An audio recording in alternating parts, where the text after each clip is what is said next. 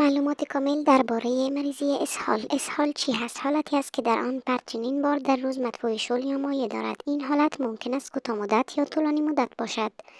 علل رایج اسهال: عفونت‌های ویروسی مانند روتاویروس، عفونت‌های باکتریایی مانند ایکولا یا سالمونلا، انگل‌ها، غذا یا آب آلوده، حساسیت غذایی، استفاده از برخی دواها مانند آنتیبیوتیک، بیماری‌های گوارشی مانند سندروم روده، تحریک‌پذیر یا کلیت. علائم اسهال: مدفوع آبکی یا شل، درد و گرفتگی شکم، نفخ هوا و استفراغ، تب، ضعف و بیحالی، کم آب بودن در صورت ادامه دار بودن.